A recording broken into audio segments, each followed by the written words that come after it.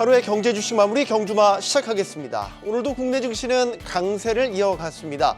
코스피는 기관이 앞장서서 주식을 사들이면서 이제 2630선으로 올라섰고요. 코스닥은 어느덧 7거래일 연속 상승세 이어가고 있습니다. 자, 미국에서는 추가 비컷 가능성, 국내에서는 밸류업 지수 등에 대한 기대감이 골고루 작용한 것 같은데 오늘 경주마 기수들은 시장의 방향을 어디로 예측하고 있는지 또 지독했던 약세장은 끝나가고 있는 것인지 이들의 생각을 함께 들어보도록 하겠습니다. 어서 나오십시오. 네. 안녕하세요. 안녕하세요. 자, 국내 증시 분위기가 좀 달라졌습니다. 네. 저희가 네. 지난주에 이야기했던 것과 확연하게 좀 달라졌다. 네. 글쎄요, 금리 인하가 시작되면서 네. 정말 비컷 효과가 나타나고 있는 것인지 오늘 상황 어떻게 보셨습니까? 뭐 비컷 효과도 분명히 있다라고 생각을 하고 네. 오늘은 뭐 중국의 지준율 인하 효과도 있는 것 같고요. 다만 8월 달 초에 있었던 저는 수급적으로 해석을 좀 굳이 해본다면 네, 8월 초에 있었던 그 블랙 먼데이가 한 번 있었잖아요. 그랬죠. 네.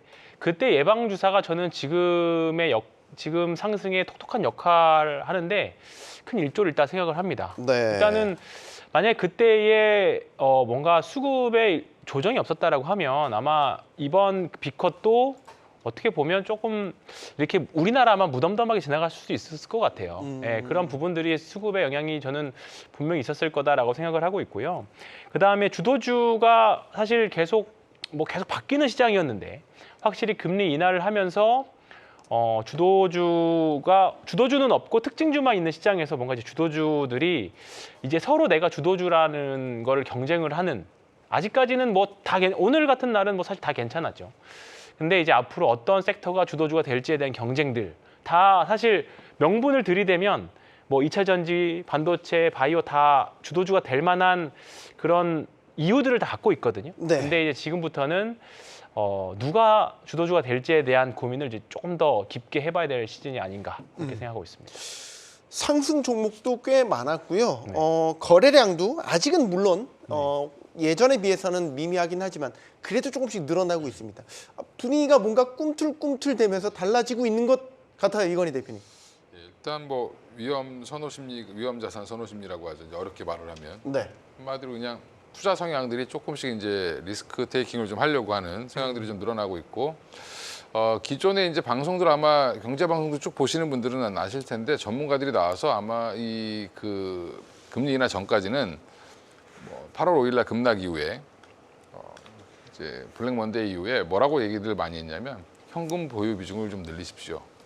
심지어 제가 그렇게 얘기를 했으니까 저 원래 그런 얘기 많이 했어요. 예, 저 현금 들고 다니는 거 되게 싫어하거든요, 사실은. 예. 그래서 항상 주식으로 100% 갖고 있어야 된다고 생각하는 사람인데. 네. 근데 이제 그렇게 현금을 비중을 늘리자고 했던 건 그만큼 뭔가 좀 불안했기 때문에 그랬는데 이 불안감이 해소가 됐죠. 막 금리를 내리면 비컷을 하게 되면 오히려 장이 더 빠질 거다. 이렇게 얘기하시는 분들도 많았었고. 네. 근데 오히려 이제 그 연준의 코멘트를 잘 해주면서 사실은 사실 기자회견 내용을 보면 선제적인 게 아니라 7월 달에 한번 안 내린 거를 미스했다라고 인정을 했습니다, 사실상. 네. 근데 이제 어찌 됐든지 간에 시장의 눈높이에 맞게 금리를 빨리 내려줬다라는 부분이 오히려 이제 시장에서는 해석하기로는 잘 적합하다라고 생각을 한 거고요. 거기에 지금 미국 대선 이슈까지 몰려 있는 상황이기 때문에 9월 달에 또 9월 16일 날 미국 법인세 납부도 이제 끝났습니다. 그러면 9월 이제 마지막 주를 보내는 거는 10월 달에 풀릴 유동성에 대한 또 기대가 있거든요. 그 기대까지 보면 미국 시장도 그렇고 미국에서 유동성이 풀린다라고 하면 국내 시장까지 그 영향 훈풍은 계속 이어질 것 같고요. 저는 미국 시장이 오히려 지금 어제처럼 그냥 한 0.23% 정도 이렇게 올라가는 1, 2% 올라가고 이렇게 좀 가볍게 올라가는 네. 예, 이런 모습이 나오면 오히려 우리 시장한테는 더 긍정적이다라고 보고 있습니다. 그래서 오히려 막 급하게 올랐다가 빠지는 것보다는 그냥 꾸준히 미국 시장은 좀 스테디하게 가고 네. 우리 시장은 좀 빨리 쫓아가야 되는 그런 정도로 보시면 될 것 같고요. 특히 8월 5일 날 급락 이후에 회복을 못한 종목이 하나 있죠. 지수가 회복을 못했고요. 코스피 지수가. 또 하나가 삼성전자가 회복을 못했습니다. 네. 삼성전자와 코스피가 이꼴 관계에 있다고 봐도 그렇죠. 되기 때문에. 하이닉스는 회복하려고 노력하고 있고. 네. 예. 근데 결국에 이제 삼성전자가 못 올라와서 지금 시장이 못 돌아서는 건데 지금 엔케리 트레이드 때문에 우리한테 굉장히 큰 공포를 안겨줬던 일본도 제자리까지 다 갔습니다. 근데 지금 삼성전자는 못 가고 있는데 뭐 그거는 또 나중에 이제 보시더라도 이제 결국에는 반도체가 얼마나 살아날 수 있느냐가 사실 관건인데 최근에 이제 좀 자세히 말씀드리겠지만 분위기가 좀 바뀌었다. 예, 모건 스탠리의 내용에 동조하던 분들이 꽤 있었는데 거기에 반기를 드는 사람들이 많이 생겼다라는 부분이 조금 좀 긍정적이지 않나 보고 있습니다. 네. 자, 코스피는 아직은 좀 회복해야 될 폭이 많이 남았는데 오히려 요즘에 코스닥이 7개월 연속 오르면서 꽤나 탄력적인 회복세를 지금 보이고 있습니다. 오늘 장 어떻게 보셨습니까? 일단 오늘 중국의 이제 지급 준비율 인하 소식에 이제 중국과 항생 지수에 긍정적인 영향을 끼쳤고 그리고 중국과의 또 경제적 연관성이 큰 국내 증시에서도 안정적인 좀 영향을 끼쳤던 것 같습니다. 그래서 일단 또 빅컷의 영향도 있고요. 그리고 일단은 국내 증시는 이에 동조해서 장후반 코스피 지수를 좀 이끌어줬던 영향이 보여지고 있습니다. 그래서 앞으로 코스피는 장 초반에는 이제 그 중국 지급 준비율에 영향을 끼치지 못했지만 코스닥 같은 경우는 오늘 장 초반부터 굉장히 강한 흐름을 보여줬었는데요. 아무래도 일단은 국내 증시의 2차 전지의 강세가 이루어지면서 2차 전지가 반등을 했고 그다음에 뭐 바이오 쪽은 좀 힘들었지만 2차 전지와 반도체 쪽에 좀 강세로 시장을 이끌었던 걸로 보여지고 있습니다. 네. 자, 오늘 저희가 주로 다뤄봐야 될 내용은 사실 정책적인 부분을 오늘 얘기를 해야 될 것 같아요. 왜냐하면 많은 뉴스가 있었거든요. 일단 오늘 장 마감 후에 4시가 됐었을 때 발표가 된 거 밸류업 지수부터 이야기해 네. 볼게요. 자, 코리아 밸류업 지수. 뭐 한국 증시의 디스카운트를 해소하기 위해서 밸류업 프로그램이 진행이 되고 있고 그 일환으로 이제 지수 발표가 있었습니다. 100종목이 선정이 됐습니다. 사실 뭐 알만한 종목들이 다 들어갔어요. 네. 일단 어떻게 보시는 개괄적인 일단 총평부터 듣겠습니다, 황 팀장님. 사실 100종목이잖아요. 딱 100종목에서 느낌이 들었던 거는 코스피 100이다. 또는 뭐 KRX 100이다. 그냥 이 정도의 느낌이 일단은 좀 들었습니다. 근데 고민하다 생각해 보니까 사실 우리가 사실 밸류업 공시를 지금까지 한 기업이 이 100종목 안에서도 지금 보니까 한 8개 정도 되거든요. 네. 사실 아직까지 밸류업 공시를 한 기업이 많이 없어요. 앞으로 이제 예상이 되어지는 기업들도 사실 많이 있겠죠. 그리고 만약에 우리가 밸류업 지수라고 해서 우리가 흔히 밸류업 종목이라고 생각하는 사실 몇 개 종목만 넣기에도 사실 ETF로 설정하기는 굉장히 좀 작았을 것 같다는 생각이 좀 듭니다. 그렇다 네. 보니까 당연히 삼성전자, 하이닉스부터 시작해서 시총 상위 주식들이 당연히 일정 부분은 들어갈 수밖에 없었을 것 같고요. 네. 특징이 있다라고 하면 금융지주들하고 사실 자동차, 그 다음에 지주사들이 일단은 많이 뭐 그냥 쉽게 생각할 수 있었던 부분들인데 조금 나중에 좀 자료들을 찾아봐야 되겠는데 KB금융이 좀 빠졌고요. 그렇다 보니까 시간에서 지금 1% 정도 하락을 하고 있습니다. 그런 게 좀 어떻게 보면 특징적이라고 할 수 있고 그리고 지주사들이 생각보다 많이 안 들어간 것 같아요. 지주사들. 네, 그래서 일단은 구성 종목이 이게 확정인지 아니면 또 추가적으로 더 편입이 될 수 있는지는 좀 보기는 해야겠습니다만 네. 생각보다 저는 지주사가 많이 빠졌다라는 점이 조금은 뭐 아쉽다면 아쉽고 특징이라면 특징일 수 있는 리스트인 것 같습니다. 그래서 네. 내일 한번 사실 오늘 밸류업 공시가 세로온 때문에 좀 종목이 좀 일부 종목들이 빠진 거 아닌가 이렇게 생각되는 종목들은 사실 밸류업이 사실 하루 이틀 만에 끝나는 것도 아니고 우리가 테마로 보는 내용은 아니잖아요. 정말 네. 긴 호흡으로 보고 가는 거기 때문에 이 기회 이용해서 잘 매매를 해보신다라고 하면 또 투자를 해보신다라고 하면 좋은 성과가 보일 만한 기업들도 꽤 많이 보이는 것 같습니다. 네. 네. 지금 예상외로 탈락한 곳 같은 경우 네. KB금융 말씀해 네. 주셨지만 하나금융지주도 네. 그러네요. 네. 지수 종목에서 빠졌어요. 그러네요. 네. 이제 우리가 왜 금융지주에 대한 관심을 갖고 있냐면 아무래도 PBR 기준으로도 낮고 그렇죠. 정부 정책에도 좀 적극적으로 호응을 하고 있다라고 판단을 네. 해서 사실 밸류업 수혜주로 많이 이 금융주들을 봤단 말이죠. 자, 오늘 뚜껑을 열었습니다. 이은봉 팀장님. 네. 밸류업과 관련해서는 수혜주에 대한 움직임 앞으로도 좀 주목해서 봐야 되겠죠. 일단은 오늘 발표된 밸류업 지수 같은 경우는 주주하는 정책이 좀 우수한 종목들로 좀 편입이 된 것 같습니다. 근데 하지만 이 밸류업 지수 ETF 설정까지는 2달에서 3달 정도 걸린다고 지금 얘기가 나오고 있고 예. 지난해부터 밸류업 지수를 운영 중인 일본에서는 이제 관련 ETF 자금이 좀 적극적으로 유입이 되고 있지 않습니다.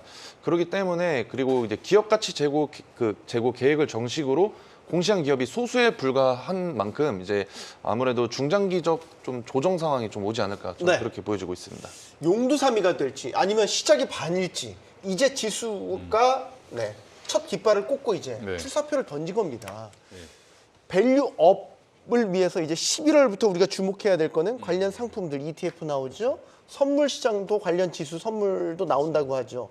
그럼 그걸 이제 어떻게 운용해서 실제로 거기에 어떤 자금이 담기느냐 이거에 좀 포커스를 맞춰봐야 되는 거 아닙니까?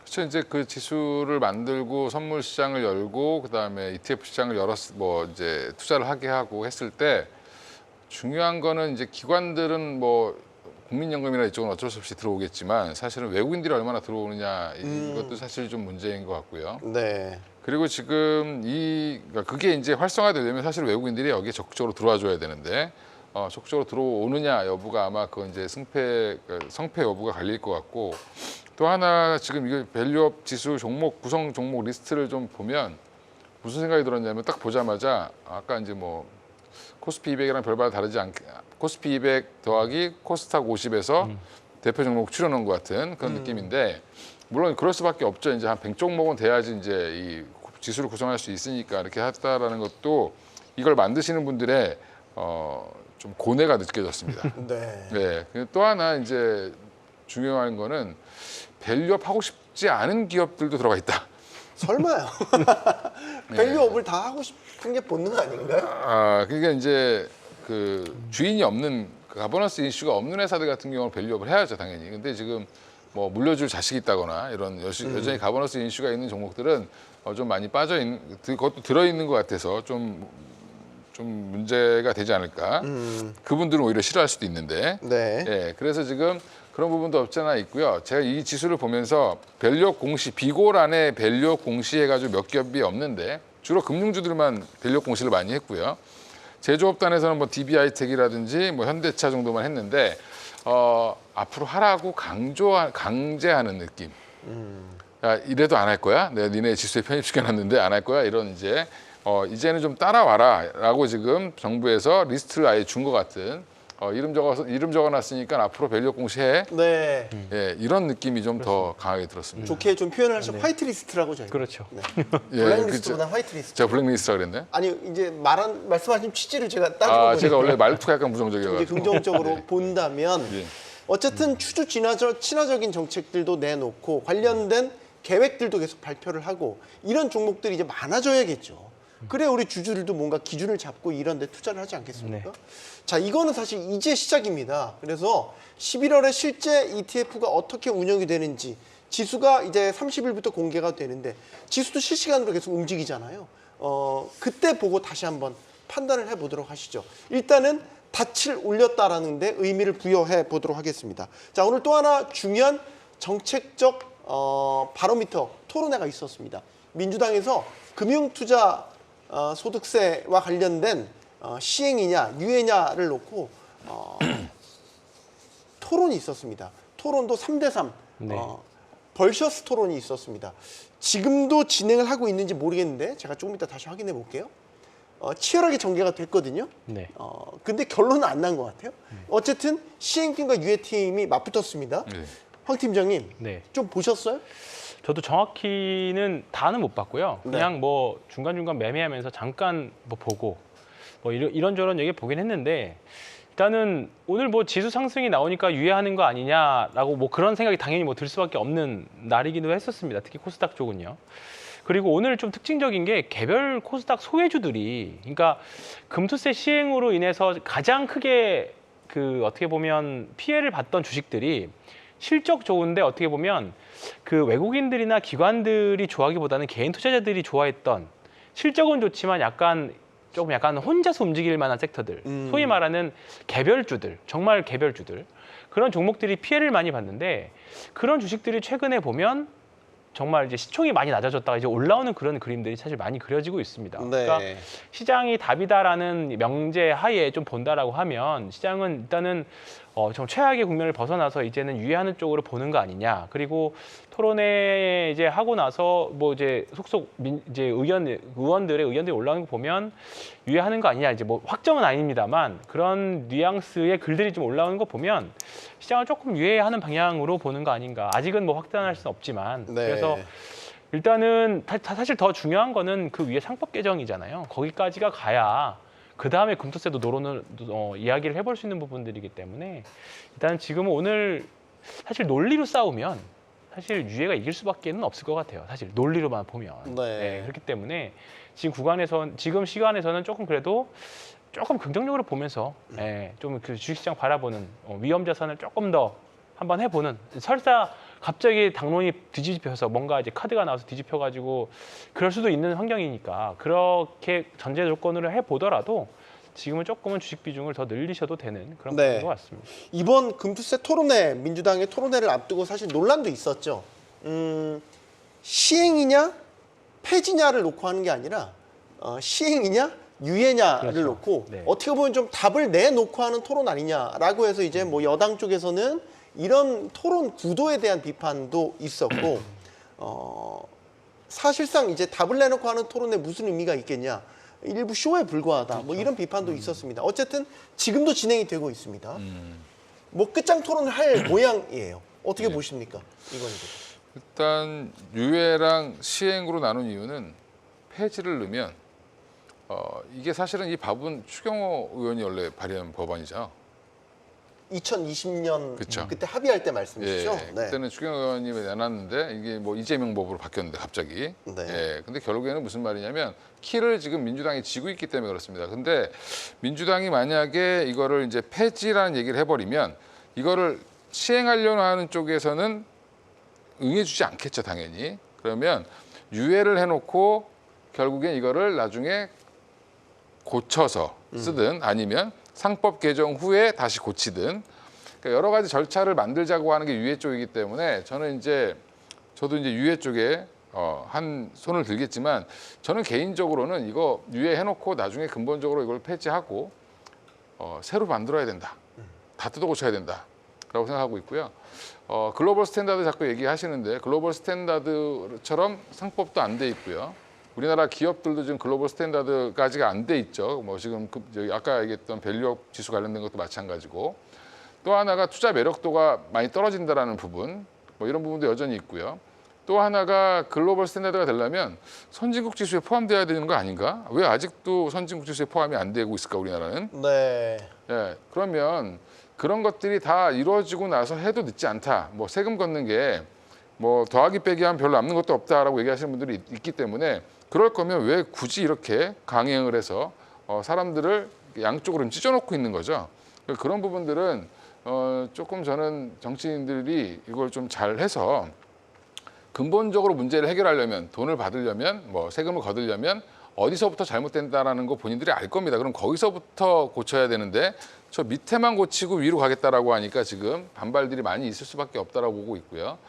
여러 가지 이제 저는 뭐 유예 쪽이 이기지 않겠나 개인적으로 생각을 하고 있는데 네. 예, 그러면 그 뒤에 또 새로운 논의들이 또 이어질 거라고 생각을 하고 있습니다. 오늘 토론이 중요한 거는 민주당 내에서도 여러 의견들이 이제 그 혼재돼서 나오면서 오히려 이런 것들이 투자자들한테 혼란을 부추기고 있다라는 이제 비판을 받게 되자 이 토론회에서 나온 결론을 가지고 당내 입장을 정리하겠다라고 이제 밝혔기 때문에 사실상 제1야당인 민주당이 입장을 정리하는 거에 따라서 금투세가 시행될지 유예될지 혹은 폐지가 될지 결정이 되기 때문에 오늘 토론회를 주목해서 보고 있는 것이겠죠. 이은복 팀장님. 네.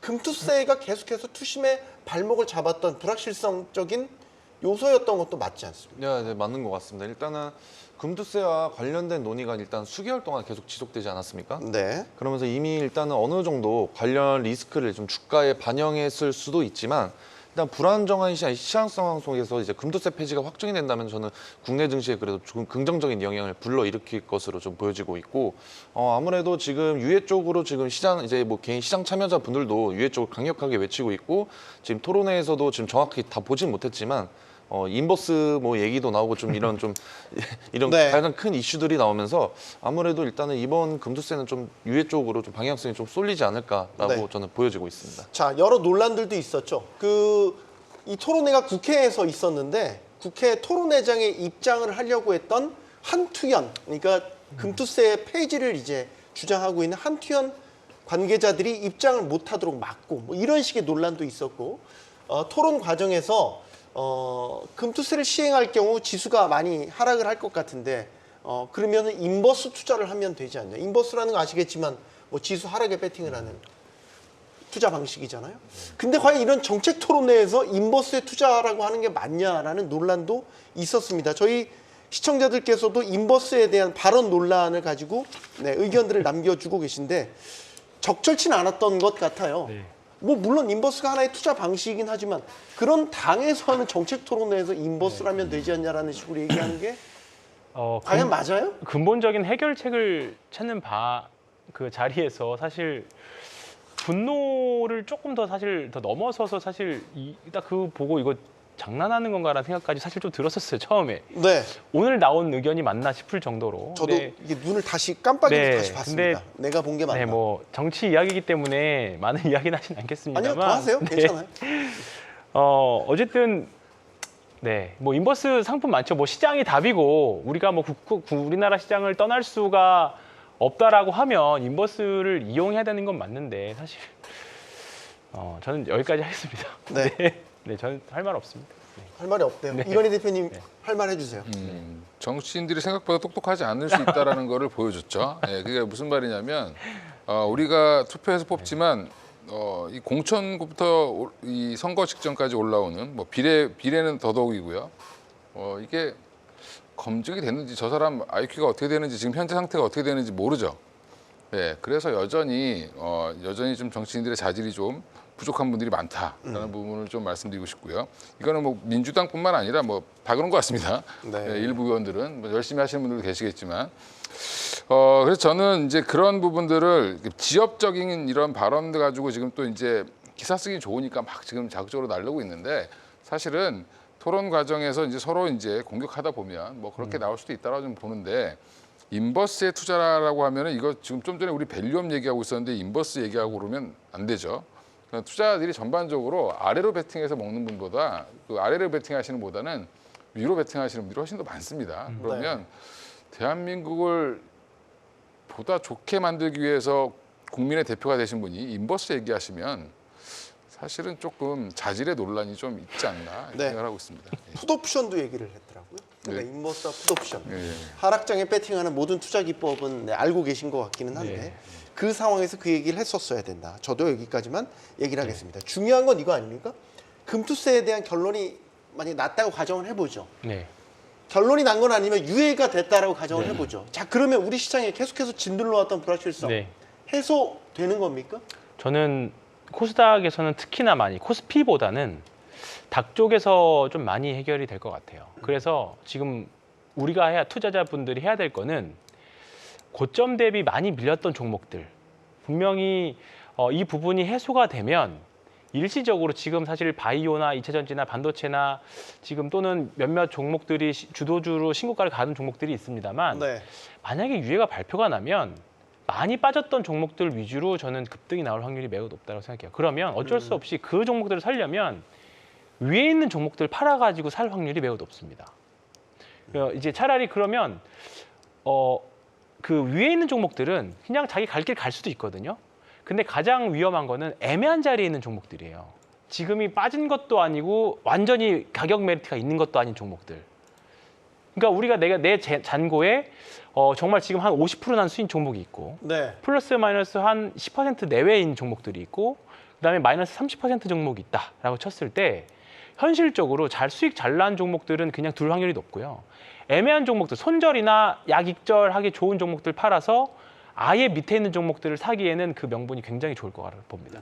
그렇기 때문에 지금은 발벨 전략이라고 하면 이제 완전 극단적인 전략들이잖아요. 아예 위에 있는 종목들하고 아래 있는 종목들을 이런 종목들을 좀 셋업할 필요가 있습니다. 그러니까 신고가 가는 종목들은 가는 이유가 다 있습니다. 근데 지금 아마 많이 빠졌다가 반등해가지고 저항이든 가격 저항이든 어느 정도 애매한 위치에 있는 종목들은 언제든지 물량이 나올 확률이 높아요. 아예 가격 메리트가 없는 종목들. 일정 부분 반등이 나와서 차익 실현 효과가 있는 종목들. 그런 종목들이 아마 1순위로 저는 매도 대상이 될 것 같고 그러면 우리가 신규로 매수한다라고 하면 그냥 실적 좋은데 일단 과대 낙폭돼 있는 종목들, 뭐 예를 들어 시총 너무 작은 종목들 말고요. 시총이 한 그래도 어느 정도 사이즈가 한 2, 3천억 이상은 되는데 실적도 좋고 근데 주가는 이유 없이 줄줄줄 밀렸던 종목들 많이 있거든요. 네. 잘 찾아보시면 검색해서 찾아보면 많이 있으니까 그런 종목들 중에서 우리가 다 살 수 없잖아요. 다 살 수 없으니까 그런 종목들 중에서 내가 이 위에가 발표났을 때 무조건 따라 붙어야지라는 종목들은 지금부터 한 리스트업 한 세 종목에서 5종목 정도는 리스트업 하실 필요가 있다. 지금 우리가 해야 될 일은 그러고 생각합니다. 이렇게 보면 어떻게 금투세 유예 네. 아니 금투세 대상이 될 만한 소위 좀 주식을 많이 갖고 계신 그런 투자자분들이 예. 금투세 불확실성 때문에 좀 주저했다면 만약에 유예로 결론이 난다면 그런 해소가 되니까 좀 그분들이 적극적으로 다시 시장에 들어올 만한 계기가 만들어지는 건 아닌지. 그렇죠. 그게 만들어질 수 있고요. 충분히 이제 수익이 많이 났는데 여기서 팔까 이제 했던 분들은 더 끌고 가도 되겠네라고 또 생각할 수도 있죠. 그리고 네. 또 하나가 유예를 하는 게 중요한 게 아니라 유예를 하면 얼마나 할 건지. 그다음에 지난번처럼 2년을 할 건지 뭐 3년을 할 건지 1년을 할 건지 그것도 좀 뭐 정해줘야 될 것 같고 유예 그럼 하고 나서 그냥 유예만 하고 끝나는 게 아니라 향후에 어떻게 할 건지 뭐 상법을 언제 개정한다든지 대책들이 좀 나와줘야 되는데 네. 그런 것들이 안 나오면 또 유예해 놓으면 이게 한 1년은 괜찮다가 또 한 1년 지나면 또 이제 그 기간이 다가오면 이런 사태가 또 벌어지겠죠. 그러니까 이런 부분들을 없애기 위해서는 뭔가 로드맵을 좀 제시하면서 유예를 해야 된다 하더라도 이렇게 생각을 하고 있습니다. 저희가 이제 유예가 날 것으로 가정을 하고 예상을 해본 건데 반대로 그러면 시행하자 내년 1월 시행을 하자라는 쪽으로 결론이 나면 어떻게 될 것 같아요? 시장 전망을 좀 해주시죠. 전망 하면 뭐 시장 전반적으로 충격이 좀 오긴 하겠습니다만 네. 그냥 지금 신고가 있는 주식들이 더 셀 확률이 매우 높습니다. 저는 그렇게 신고가 있는 네. 종목들은 더 셀 네. 것이다. 위험한 종목들이 결국은 시장에 지금 이 와중에도 시장 참여자들의 선택을 받은 종목들이잖아요. 어쨌든 신고가 가는 종목들은 네. 뭐 일시적으로 다 충격을 받겠죠. 근데 그나마 버텨야 된다라고 하면 차라리 신고가 있는 종목들을 버티시는 게 저는 맞다고 생각합니다. 네. 네. 이건희 대표님. 네, 뭐 일단 지금 증시 빠질 때마다 우리 핑계 대는 게 모든 투자자들이 다 제일 좋은 게 이거였죠. 예, 금투세. 네.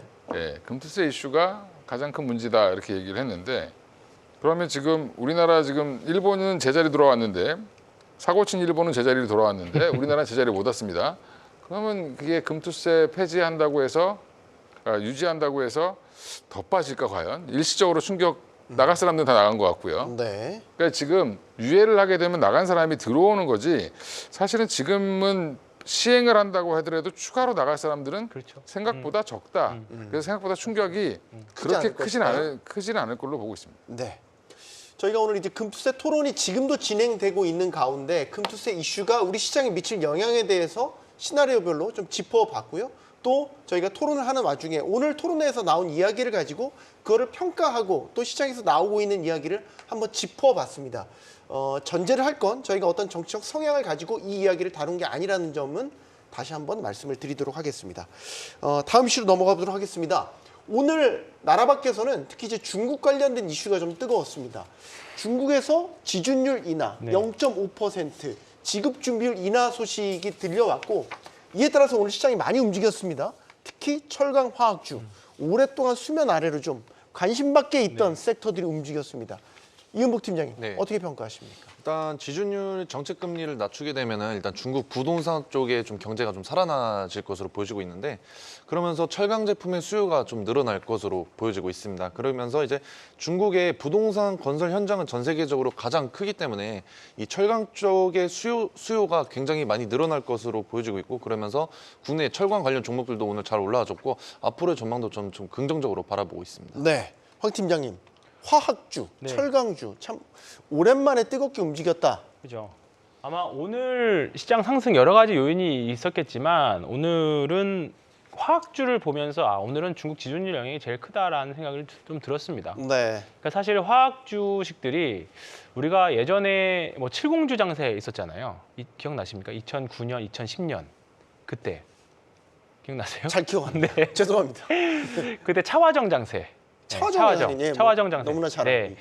그때 장세 때 이제 화학 주식들이 엄청 올라갔다가 사실 지난 10년 동안 엄청나게 사실 우리나라 화학 주식들이 고생을 좀 많이 했죠. 이제 구조조정이라던가 또는 2차 전지 쪽으로 사업 재편을 한 회사들은 살아남았고 그거에 비해서 그냥 대한유화라던가 우리가 전통적인 화학 기반의 산업들은 사실 주가가 여전히 재미없는 국면입니다. 네. 그리고 나서 사실 코로나 전후로 인해서 사실 많은 화학 제품들이 중국에 사실 따라잡혔어요. 그래서 화학 업계에 있는 분들 이야기를 들어보면 사실 모든 뭐 다른 섹터들 다 중국의 위협을 받긴 합니다만 화학 쪽은 사실 중국에 이제 더 이상 이길 수가 없다 구조적으로 그 이야기들을 많이들 하시더라고요. 그래서 사실 화학은 관심 바뀌었는데 오늘 화학주가 튀는 거 보고 금호석유가 오늘 한 7% 정도 올랐거든요. 그런 거 보면서 일단은 중국이 경기 부양한 게 오늘은 시장에서 가장 크게 작동한 게 아닌가 일단은 코스피 쪽에서는 그렇게 좀 생각은 듭니다. 다만 화학주나 철강주 바라볼 때 그리고 포스코홀딩스 같은 경우에는 지금 2차 전지 섹터로 편입이 거의 됐다라고 보기 때문에 좀 다른 얘기입니다만 네. 다른 철강주들이나 아니면 화학주들 바라보실 때는 이게 진짜 앞으로도 구조적으로 돈을 벌 수 있는 산업 영역을 가지고 있는 건지 뭐 예를 들어 스페셜티 케미칼들을 갖고 있는 건지 아니면 그냥 오늘 중국 시장이 많이 반등했고 그냥 지준율 인하했으니까 또는 또 많이 빠졌으니까 그냥 수급 빈집이어서 반등했는지 그것에 대한 구분을 좀 잘 하셔야 될 것 같습니다. 네. 참 오랜만에 이 화학주를 접하게 되니까 좀 낯설게 느껴지기도 네. 했어요. 어떻게 보셨습니까 오늘? 그러니까 지준율을 0.5포인트 낮췄는데 그러면 한 1조 위안 정도가 유동성이 생긴다라고 하는데 근데 중요한 건 코멘트가 더 할 수 있다라고 얘기를 했고요. 그 얘기는 유동성이 더 풀릴 가능성이 높다. 경기 이거 풀었는데도 경기 안 살아나면 더 풀겠다라고 얘기하는 거거든요. 우리나라 돈으로 한 189조 정도 되는데 그러면 다음에 하면 더 세게 하겠죠. 예. 그러면 이제 이게 여전히 그러니까 이 돈을 푼다는 얘기는 굉장히 긍정적으로 지금 받아들이고 있고 지금 최근에 제가 중국 경제에 대한 우려 제가 중국 사람도 아닌데 요즘에 그런 걸 되게 많이 보고 있었는데 네. 많이 보려고 본 게 아니라 한번 봤더니 알고리즘이 계속 그걸 보여주더라고요. 그래서 예, 중국이 꼭 망할 것처럼 들렸는데 이거 이제 결국에는 이 대책을 내놨다라는 게 중요할 것 같고요. 화학주가 올라간 걸 보고 예전에 이 사건이 생각이 났습니다. 롯데케미칼로 일어서신 분이 신동빈 회장님이시거든요. 네. 근데 요즘에 롯데케미칼로 이걸 굉장히 많이 드시고 계세요. 그러니까 이게 업황이 좋을 때 인수해서 막 잘 나갈 때는 너무 선택을 잘했다. 지금은 오히려 지금 거꾸로 얘기를 하고 있죠. 그래서 지금 우리나라 화학 업체들도 서로 지금 같은 동종 업체끼리는 합병도 하고 공장도 같이 쓰고 뭐 이렇게 지금 줄이려고 하는 노력들이 좀 있는 상황이고요. 근데 여전히 저는 지금 이 이슈로 과연 그럼 우리나라 화학 업체들이 살아날 수 있느냐? 아까 황윤 팀장님 말씀하신 것처럼 중국 애들이 못하는 거 하는 회사들을 보셔야 됩니다. 그러니까 이제 뭐 스판덱스에서 뭐 뛰어난 뭐 효성 TNC라든지 뭐 이런 종목들 뭐 종목 얘기하는 건 아니니까 그렇게 지금 특정 업체에서 중국을 좀 압도하는 기술력을 갖고 있는 화학업체 중심으로 보시는 게 맞고요. 네. 대부분의 업체들은 지금 그냥 이 이슈로 바닥권에 있으니까 빈집털이를 한번 올랐다라는 정도로 좀 보시면 될 것 같습니다. 그래서 내일도 아마 상황을 좀 지켜봐야 되겠지만 단기 반등 이후에 사실 또 하락할 가능성이 여전히 많다. 아직은 좀 그 하락에 또 네. 그 경계심을 갖고 철강 화학주를 좀 봐야 된다. 이 중국의 지준율 인하 소식은 인하가 단행된 게 아닙니다. 인하를 그만 할 것이다라고 이제 예고를 한 것이고 이걸 통해서 시장에 유동성이 상당히 많이 공급이 되고 네. 추가 인하 가능성까지 열어놨기 때문에 최근 중국과 관련된 경제 지표들이 다 부진해서 중국 경제에 대한 우려가 상당히 많았는데 드디어 중국 정부가 움직이기 시작했다라는 데 상당히 포커스를 두고 지금 시장이 바라보고 있다라는 점. 그럼 한 발 더 나아가서 오늘은 철강화학이 움직였지만 이은복 팀장님 네. 대중국 관련주에 대해서도 이제는 관심을 좀 가져봐야 되는 것 아니냐. 네. 이런 관점은 어떻게 평가하세요? 저는 앞으로의 또 전망도 좀 밝다고 보여지고 있습니다. 일단 중국 같은 경우 189조 원 정도를 푼다고 했는데 그러면서 일단은 주식시장에도 큰 바람을 좀 일으킬 것으로 저는 바라보고 있거든요. 그러면서 아까 말씀드렸던 철강이랑 화학 쪽의 지금 강세가 단기성보다는 저는 좀 중장기적으로도 좀 지켜보시면 좋지 않을까. 자, 올해 하반기까지는 이 철강 쪽의 좀 섹터도 좀 집중해 보시면 좋을 것 같습니다. 네, 결국에는 돈을 풀어서 경기를 살려보겠다. 뭐 예를 들면 지금 집값이 많이 떨어지는 것도 중국도 골치를 아픈 문제이기 때문에 주택 시장에 대한 개선, 그다음에 전반적인 소비 여력에 대한 활성화 이런 부분들을 저희가 생각할 수 있잖아요. 그러면 우리가 생각하는 대중국 관련주들의 섹터의 범위는 되게 넓어질 그렇죠. 네. 수 있는 거 아니에요? 그 효과가 나오기까지는 사실 조금은 걸리겠죠. 당연히 효과가 걸릴 건데 차라리 마음 편한 거는 말씀하셨던 것처럼 중국 소비주들 결국은 돈을 풀어서 중국 사람들이 소비를 하게끔 만들어야 되는데 그러면 파라다이스나 호텔신라 뭐 이런 쪽을 차라리 보시는 게 투자하기는 저는 편할 것 같습니다. 화학주, 철강은 위로도 변동성이 크겠지만 아래로도 분명히 변동성이 클 거라서 관광 주식들 사실 우리가 뭐 그 코로나 이후에 좀 약간 보복 여행이 올 거다, 뭐 해외에서도 많이 올 거다 했는데 지금 주가 보니까 오늘 사실 1%대밖에 사실 움직이지 않았거든요. 네. 차라리 이런 쪽에서도 관광 쪽에서도 저는 섹터 액션이 좀 나올 수는 있을 거라고 생각을 합니다. 그래서 네. 지금 차라리 관심 가져보실 거는 오늘 많이 오르는 화학 철강보다는 이쪽 차라리 찾아보시는 게 낫지 않을까 싶습니다. 소비주, 뭐 예를 들면 화장품도 그렇죠? 네. 속할 수 있겠네요, 이건희 대표님. 저는 오히려 의류주. 의류, 예, 좀 다 생각들이 네, 이제 생각하시는 부분이 다르네요. 말씀해 이제 주세요. 거꾸로 이제 중국에 지금 최근에 진출하고 있는 회사들이 있습니다. 예전에 진출했던 회사들도 있고, 네. 예, 몇 개 없으니까 찾아보시면 금방 나오는데 그런 종목들이 오히려 오늘 굉장히 강했고요. 그래서 잭스믹스 브랜드 갖고 있는 회사도 오늘 굉장히 강했습니다. 갑자기 올라가더라고요. 지금 의류주 네, 차트가 띄어져 있습니다. 예, 그래서 여기는 지금 안 나오는데 예전에 이제 FNF가 또 한동안 또 중국에서 많이 돈을 벌었죠. 근데 이런 종목들이 생각보다 그럼 다시 살아날 가능성이 높다. 이렇게 보시면 되고 결국에 돈 풀리면 돈이 돌아다니다 보면 생각보다 이제 소비 심리가 좀 살아날 수 있으니까 의류주들도 좀 보셔도 괜찮지 않을까 생각하고 있습니다. 네. 오늘 또 시장에서 어떤 섹터 주목해서 보셨습니까? 아마 이거 못 보셨기 힘들지 않았을까? 2차 전지주가 오늘 뜨거웠습니다. 네. 2차 전지 섹터 전반이 굉장히 뜨거웠습니다. 코스닥에서 에코프로를 비롯해서 뭐 대형 셀업체들, LG에너지솔루션까지 다 포함해서 말이죠. 네. 2차 전지에 대한 평가, 이건 이은복 팀장님께 먼저 좀 들어볼까요? 네. 오늘 움직였던 2차 전지. 일단 2차 전지 섹터의 일단 강세는 여러 요인에 의해 좀 적용이 됐다고 보여지고 있는데요. 특히 네. 일단은 미국의 중국 전기차 규제가 2차 전지 관련 기업들에게 또 긍정적인 영향을 끼쳤고, 그다음에 미국 시장에 또 테슬라가 또 주가 급등하지 않았습니까?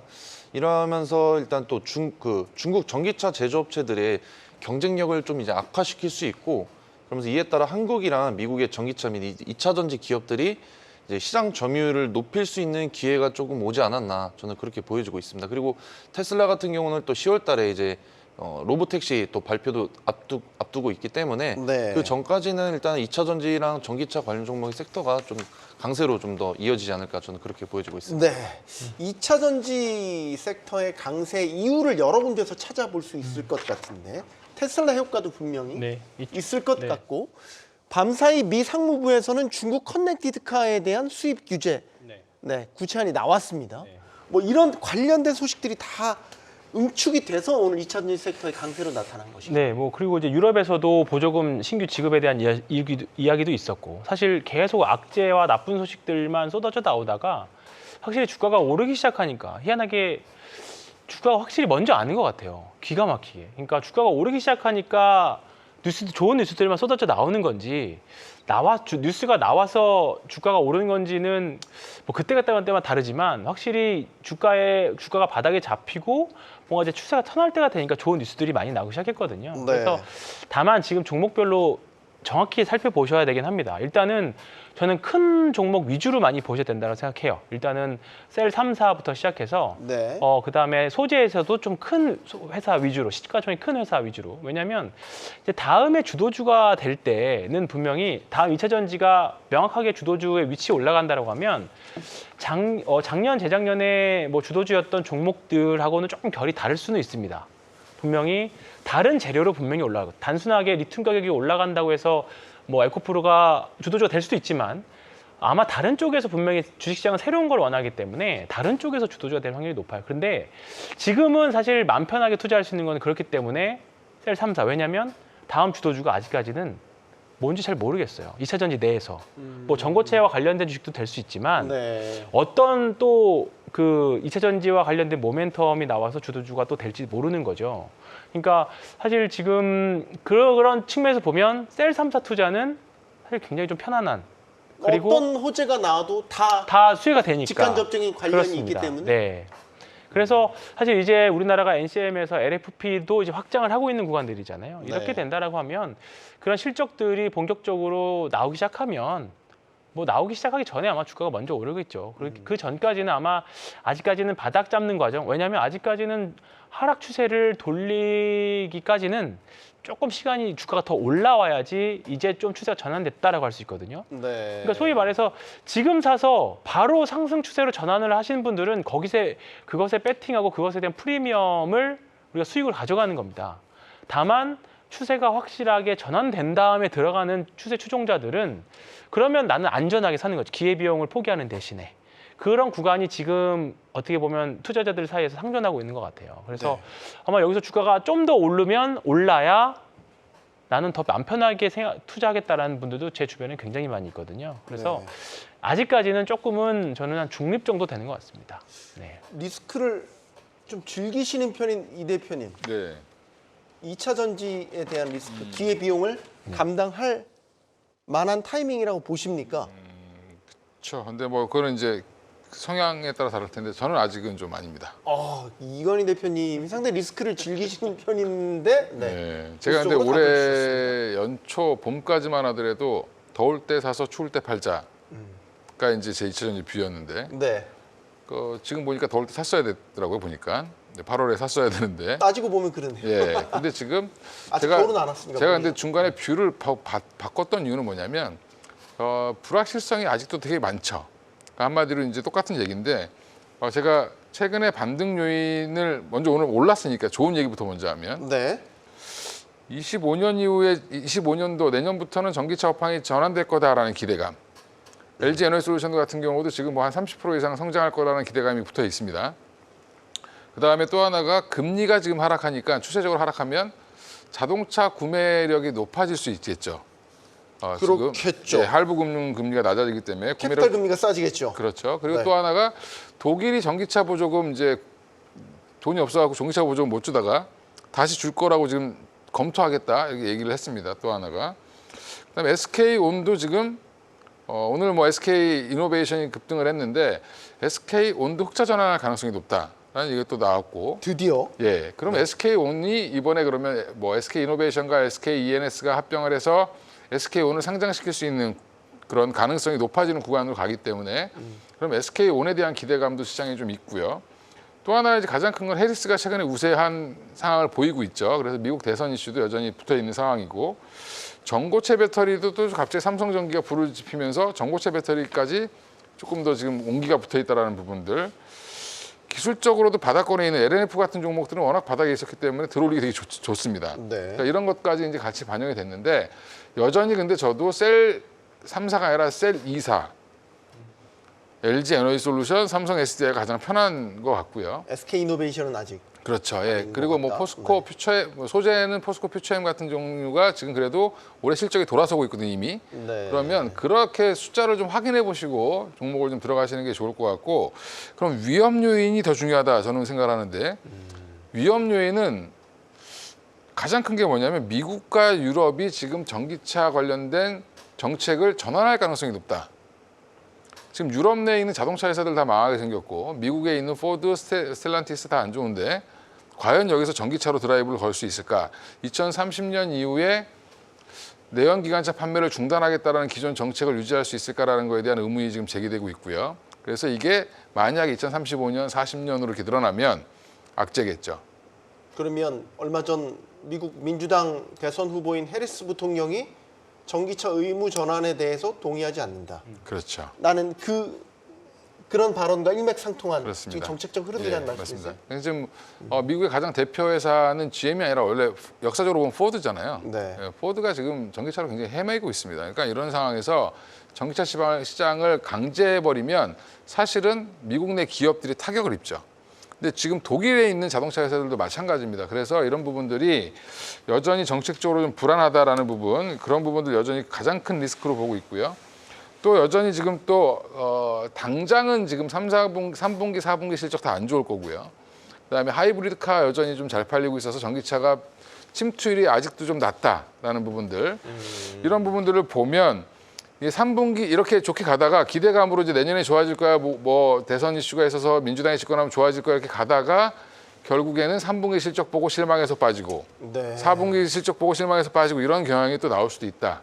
그러니까 이게 넘어야 될 산이 좀 있기 때문에 지금은 어떻게 대응해야 되냐 저는 그래서 요즘에 스윙이다. 결국에는 싸게 빠졌을 때 샀다가 이슈가 나오면 올라올 때 좀 파는 그래서 구간을 좀 짧게 잡고 안타를 친다는 생각으로 좀 매매를 하시면 일정 부분 한 뭐 포트의 한 10% 내외에서 매매를 하시는 게 적당하지 않을까 생각하고 있습니다. 좀 두 분 다 어떻게 보면 보수적인 관점을 제시를 해 주셨네요. 지금 2차 전지를 개인 입장에서는 굉장히 많이 투자를 했었다가 한 1년 가까이 지금 또 쭉 빠져 있다가 지금 다시 뭔가 분위기 전환을 이뤄내는 이 시점이기 때문에 되게 관심이 많으실 것 같아서 집중적으로 질문을 더 드리겠습니다.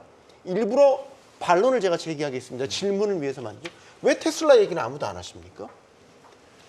전기차 2차 전지의 바로미터인 테슬라 뭔가 지금 미국 쪽에서는 긍정적인 이야기들이 나오고 있습니다. 예를 들어서 3분기 인도량이 늘어났죠.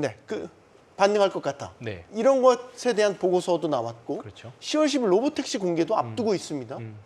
기대감이 몽글몽글하게 커지고 있는 시점이고 주가가 거기에 대해서 말해주고 있는데 네. 왜 테슬라 이야기를 아무도 안 하시는지?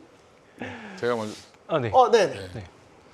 테슬라랑 관련된 회사가 우리나라에 보면 뭐 LG 에너지 솔루션, 그렇죠. LNF 네. 그래서 오늘 밖에 없죠, 사실은. 직접적으로야 그렇지만 예, 근데 이제 테슬라는 그러니까 이제 자동차 전문가들이라든지 뭐 이제 산업을 보는 전문가들 이제 그러니까 미국에 있는 전문가들입니다. 해외에 있는 전문가들이 얘기하기로는 가장 늦게까지 남을 자동차 회사 두 개를 고르라고 하면 비아디와 테슬라라고 얘기했습니다. 그러니까 근데 문제는 우리나라는 지금 비아디와 테슬라 관련돼서 지금 뭐 LG 에너지솔루션 일부 포지션이 있겠지만 사실은 테슬라는 모멘텀 정도로 보시면 되고요. 테슬라 주가 고점 대비 지금 반토막 나 있습니다. 아직도. 근데 테슬라가 지금 반등이 강하게 나오고 있는 이유는 그러면 남들보다 덜 빠졌던 이유는 뭘까라고 생각해 보면 사실은 다른 먹거리가 있기 때문에 그런 거죠. FSD라든지 로봇이라든지 이런 것들이 붙어 있기 때문에 그나마 주가가 유지되면서 받치고 올린 거지. 최근에 인도량 많아서 올라가는 건 이번이 처음입니다. 거의 최근엔 뭐 FSD로 올라갔고요. 또 하나는 뭐 로봇으로 올라갔고 모멘텀 자체가 달랐다. 그래서 저는 일부 밖에서 뭐라고 하냐면 테슬라를 더 이상 전기차 기업으로 보지 마라. 네. 예. 뭐 일론 머스크도 본인 스스로 이야기하잖아요. 테슬라 주가에 대한 투자를 한다면 네. FSD에 포커스를 그렇죠. 맞춰야 된다. 네. 뭐 이런 이야기를 하니까 간단하게만 네, 마지막 로봇도 의견 마찬가지고요. 여러 가지 이슈들이 사실 테슬라는 많이 있다고 봅니다. 단순하게 전기차의 바로 지표라고 보기도 좀 그렇고요. 일단은 어떻게 보면 미국을 상징하는 이제 회사가 점점 되어갈 수 있는 지금의 애플 같은 회사도 저는 될 수 있을 거라고 생각을 합니다. 네. 근데 일단은 지금 이제 그 뭔가 전통적인 뭐 단순한 전기 자동차 회사에서 뭔가 인류의 삶을 바꾸는 회사로 지금 바꾸어가는 과정 중에 있다라고 봅니다. 그래서 단순하게 우리가 테슬라 올랐다고 오늘은 뭐 효과를 톡톡히 봤습니다만 앞으로 가면 갈수록 테슬라 올라서 로봇 관련 주식들이 올라가는 그런 효과들도 분명히 있을 거고 앞으로는 뭔가 전 산업에 걸쳐서 테슬라가 하는 또는 앞으로 할 사업들 뭐 우주 항공도 마찬가지게 되겠죠. 그런 영역에서는 계속 집중해서 저는 봐야 된다. 그렇게까지만 말씀드리겠습니다. 알겠습니다. 네. 눌려있던 투심이 다시 고개를 들고 있다고 보십니까? 그럼 우리도 다시 움직일 채비를 해야 되는 걸까요?